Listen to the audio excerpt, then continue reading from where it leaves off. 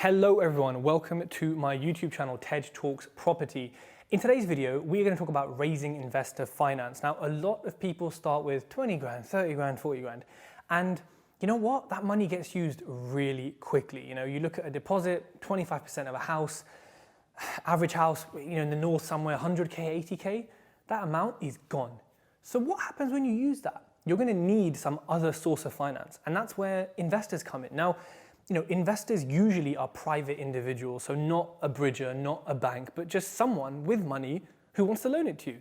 Now, at the start, it can seem strange, especially if you've not worked in a job where this is normal, that someone gives you 100 grand and says, you take it, you own a house at the end of it, you do your thing, and they get, 6%, for example. You might think, well, how are they winning? I'm getting a whole house and they're getting like 1% on their money. Let me tell you this. To just press a few buttons and get 6%, 8%, whatever it is a year, versus conveyancing, solicitors, legal problems, buying a house, refurbing a house, maintaining the list goes on. We all know which one is easier, right? So there comes a time in people's lives and when they have a certain amount of money where actually that 6% a year is a lot better than the hassle of owning an asset. And they may already have assets and properties. I mean, I've borrowed money from 2 or 3 people who are quite prolific, and you may know them as well, property investors. They have multi-million pound portfolios, but they still loan me money because, it makes sense to diversify and to get a real passive income because they're not doing anything at all in it. So I think the first thing when it comes to raising investor finance, and you're watching this as a beginner, you have to get over that mindset thing. You have to get over the fact that actually, yes, someone is going to give me money. This is normal. We're all doing it. And your own money, let's say you haven't got 40. Let's say you've got 300K. You're going to run out of money a lot quicker than me if I had 0. Because I can get 500. I can get $1 million. And I think that's what's really powerful. It's not necessarily how much capital do you have. And maybe this is my second point here. It's not about asking yourself, well, let me open my banking app. How much have I got? How much could I save in X many years? How much am I going to earn in a few months? No. It's actually about how much have I got access to? So don't open your banking app, open your contacts list and look through that. And, classify them. Who do you think has money? Who do you not think has money? And that leads me to my next point, which is tell everyone what you do. The postwoman, right? The person at the pharmacy counter, your neighbor, right? Anyone, just get property in the conversation. Now, in England, in Britain, an Englishman in his castle, all that crap, property is such a cultural thing. You bring it up at dinner, everyone's interested. Everyone's got a buy to let. Everyone had a holiday home in Marbella and they lost their money on it. They went to... It's such a cultural thing to kind of talk about. So you bringing it into conversation is not as weird as you saying, yeah, I'm starting up a company that's selling socks. Do you like socks? It's so relevant to kind of everything because we all have a home, whether we own it or not. We all want to own a home, whether we don't. And if we do, we're interested in maintaining it, getting the most out of it. Ooh, how much has it gone up by this year? So, get property into every conversation because you'll never know when, you've been talking to someone about your family barbecue, about property. A few weeks later, you meet them again and they say, oh, I saw you on social media. You were looking at that property. That's really interesting. I've got one down the street, or I looked at that one, or I've never done a refurb before.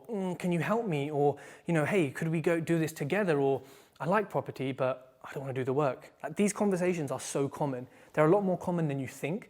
And this whole thing I'm kind of saying, it really does go back to your mindset of, are you receptive to money? Are you open to the fact that someone is going to give you money? Now, when it comes to actually finding them, one of the most overlooked things, right? You might say, oh, Tej, but where do we go? Is it the aisle 7 in Woolworths? It doesn't exist anymore. Is it, do I find them in a coffee shop at 7 p.m. on a Thursday in Shoreditch? Maybe, maybe. But at the same time, money is everywhere. And like I said, look at your contact list. I guarantee you there's at least, it depends how much you want. If you're doing rent to rent, there's at least £5,000 or £10,000 in your phone right now that you could get to within 50 or 100 calls that would loan to you, right? Or would consider loaning to you. I can promise you that. I don't care about your phone or your network or anything. I can guarantee you that as a minimum. Now, of course, if your network is different and your network's better, and we'll talk about this in another video, there could be 100 grand, there could be $1 million at your fingertips, And these people are around us. You know, I've hosted networking events and I know people in the crowd who have 100 grand, 500,000. One lady who had £1 million and she was sitting next to people and you would never have necessarily guessed it or assumed it or even thought about it. But she had it and she loans it out. What is everyone waiting for? You are surrounded by money, not just in the places you're going and trying to get to, but you're surrounded by money in the environment you are. So work on your mindset, look around you physically sometimes. And thirdly, I mean, look, there's loads of tips and, you know, my Raising Finance module on my e-learning covers it in detail. But thirdly, know your stuff. You know, if you don't know how to work out the end value of a property and you're doing a flip or you're doing a BRR, well, you're not, you're doing a flop. That's what you're doing because you have to know that. Now, if you're then trying to get investor money and you're saying, yeah, we're buying it for 100, we'll spend 40 on it. I think, yeah, we should get rid of it for like 290. It's like, okay, how do you know that? And why do you know that? Because am I going to give you money?